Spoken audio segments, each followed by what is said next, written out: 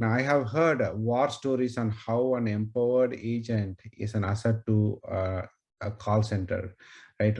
So, how do you empower your agents to make decisions? How do you marry the responsibility levels with the authority for your agents, right? Is there any thumb rule that you follow? Just one example I'll give here is one of our panelists here, like, so mentioned, shared a story that is like, very touching. So I keep repeating this story, like, many times. So the story is like this. So he usually travel a lot and stay, like, different hotels and go attend different conferences and everything. So one of the conferences, like, so he was going back to, like, his one of the favorite hotel, like, not a favorite hotel, like, like a favorite conferences, and then he had to, like, book a hotel. So he booked online, and then he was going to check in. So upon the check-in, he found, like, there was, like, he wasn't feeling comfortable staying in that room, like, something, like, told him it's not clean or it's something not right. So he called the company and then said, like, can you like, cancel my reservation? This is no good, or like, I want to change. So first the agent, like, didn't understand. They were pushing back, saying, like, you booked non-cancelable room and things like that. And then they ended up saying, like, transferring to agent, that agent able to understand exactly what the problem says, like, so please hold on, let me look what other rooms are available. So he looked while this gentleman was on call, and found another hotel within the same street. So he said, why don't you walk to that hotel and check in? I'll be on call with you till you check in. So he was literally online while he walking to the other hotel and checks out the room, and then he says, okay, I'm happy, I will stay here. And like, so then only the agent, like, hung up the phone. Like, he said that that's a touching story, like, and like, I would never, like, go anywhere else to book a hotel, right? I'll use that site. So the fact is, he has the agent side, right? Agent has seen a full story of what this customer is all about. He has stayed with them, like, almost like 435 nights or something so far. So he is really a frequent traveler. So when somebody sees that kind of a data, and like, they have to act upon it, right? I mean, do they have enough freedom to act upon it, or like, or they have to get approval from somebody to do that, like, so what do you suggest, and what do you think works for you? So Sailesh and Sakshi. Yeah, so it's all about empowerment and DOA for the agents. And as you told that 435 nights is already stayed, and probably, so I would also say, I a different view I have. Like, maybe I'm a customer, the first time customer, and probably that agent or advisor gave me that extra night, or that he accommodated my request. Probably now I have become a customer of 435 nights. Yes, So yeah. it depends, how on the situation.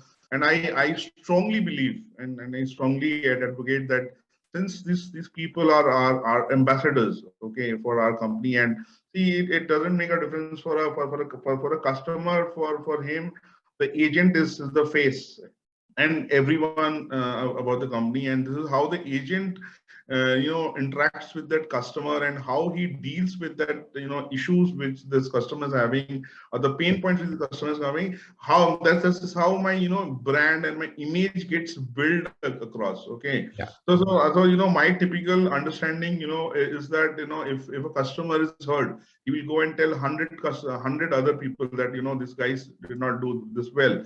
But if the customer is happy, he'll only tell maybe 10, 15, 20.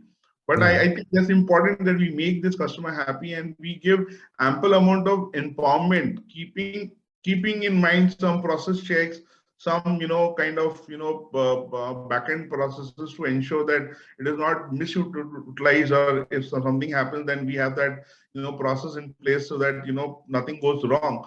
But even if it goes wrong once or twice, or 4, 5 times in a year, that's fine.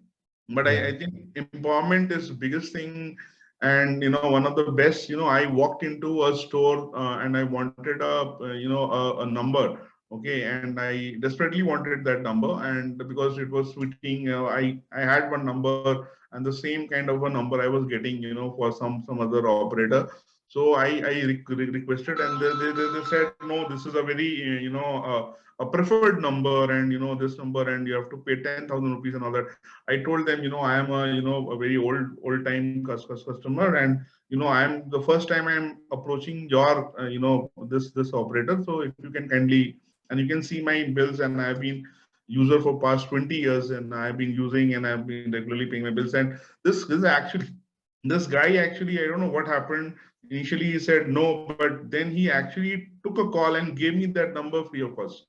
So Oh, then I had that that impression. Yes, this is the company. This is actually a great customer experience. This company actually advocates and give this freedom to yeah, their advisor at the front enders. Though it was not a yeah, call center example, but it is somewhere etched in my memory. This is an 18-year-old a story, but still I still remember that person, and I'm still in touch with that person. So this is how that image and that that is created for that company. So I think I believe empowerment is very important, keeping in mind a few checks, I think, but it should not be restricted and in a guided way, that only if this set of things are met, then only we can do this. So I think that freedom has to be given to them to take a call on the spot. Maybe he's calling at 2 o'clock in the night, and he really wants some urgent help and wants some help. So that time no one can be maybe no one is available to take a call to give that DOA. So I think empowerment is important, and it really goes a long way in building yeah. the customer's image as a customer friendly, as a customer centric. Yeah, thanks, Sailesh. Sakshi?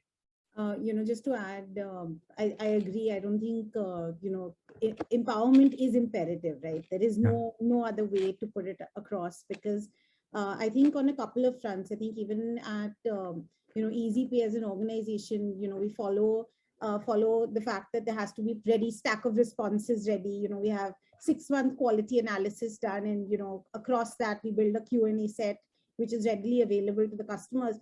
But at the end of the day, that is just answering the questions that are addressed. How do you actually go the leg beyond to be able to build loyalty and to be able to create that wow factor? The experiences, they've gone the extra mile to make sure that I will now not move to competition irrespective of what comes across.